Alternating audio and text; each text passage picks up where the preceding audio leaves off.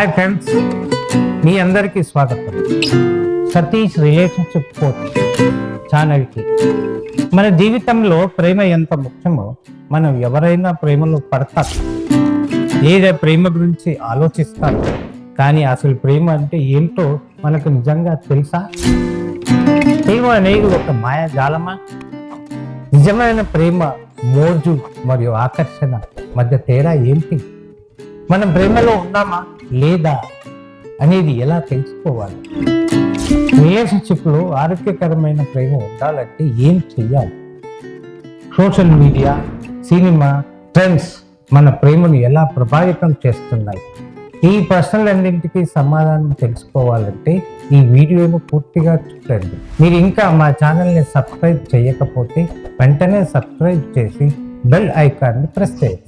మీ romantic రిలేషన్షిప్ను హెల్తీగా మార్చుకోవడానికి, నిజమైన ప్రేమ ఎలా ఉండాలో అర్థం చేసుకోవడానికి మనం ఇప్పుడు చర్చ చేద్దాం. చాలా మంది ప్రేమ అంటే ఒక ఫీల్, ఒక ఎమోషన్ అని అనుకుంటారు. కానీ నిజానికి ప్రేమ అనేది ఒక ఎమోషన్ మాత్రమే కాదు, ఇది అనేక భావోద్వేగాల కలయిక. ప్రేమ అనేది ఒక సినిమాటిక్ ఫీల్ కాదు, అది కేవలం ఒక వ్యక్తిని ఇష్టపడటం మాత్రమే కాదు. నిజమైన ప్రేమలో బాధ్యత, గౌరవం, నమ్మకం చాలా ముఖ్యమైనవి. ప్రేమలో ఉండే ముఖ్యమైన 5 అంశాలు. సెక్యూరిటీ, ప్రేమలో భద్రత ఉండాలి. ఎమోషనల్ అండ్ ఫిజికల్, మీరు మీ భాగస్వామితో సేఫ్గా ఫీల్ అవ్వాలి. హ్యాపీనెస్, మీ రిలేషన్షిప్ వల్ల మీరు మెంటల్లీ, ఎమోషనల్లీ హ్యాపీగా ఉన్నారా లేక ఒత్తిడి అనిపిస్తుందా? రెస్పెక్ట్, గౌరవం లేకపోతే ఏ సంబంధమైనా ఎక్కువ రోజులు నిలబడదు. ఒకరినొకరు ఎలా ట్రీట్ చేస్తున్నారనేది చాలా ముఖ్యం. ఇంటిమసీ, ఇది కేవలం ఫిజికల్ అట్రాక్షన్ కాదు, ఎమోషనల్ కనెక్ట్ కూడా ఎంతో అవసరం. ట్రస్ట్, అండర్స్టాండింగ్, ప్రేమలో నమ్మకం లేకుంటే ఆ రిలేషన్ చాలా క్లిష్టంగా మారుతుంది.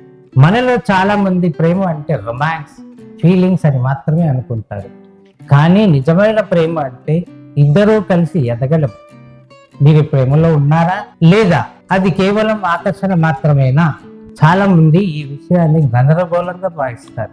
ఇన్ఫాచ్యుయేషన్ అంటే మోజు, ఒకరిని కేవలం ఫిజికల్ గా ఆకర్షించుకోవడం, ఒకరి గురించి ఎప్పుడూ ఆలోచించడం కానీ ఆ వ్యక్తి నిజంగా ఎలా ఉన్నాడో అర్థం చేసుకోకపోవడం, ఒకరిని పొందాలనే తపన కానీ సంబంధాన్ని వెంటనే చేయలేని స్థితి. ఒక చిన్న విభేదంలోనే రిలేషన్ బ్రేకప్ కావడం. ట్రూ లవ్, నిజమైన ప్రేమ లక్షణాలు. భౌతిక ఆకర్షణ కన్నా ఎక్కువగా భావోద్వేగ కనెక్ట్ ఉండడం, ఒకరినొకరు అర్థం చేసుకోవడం, అంగీకరించడం, బాధ్యత and trust, responsibility and trust గా ఉండడం, ఒకరికి ఒకరు మంచి చెయ్యాలని, కలిసి ఎదగాలని భావించడం.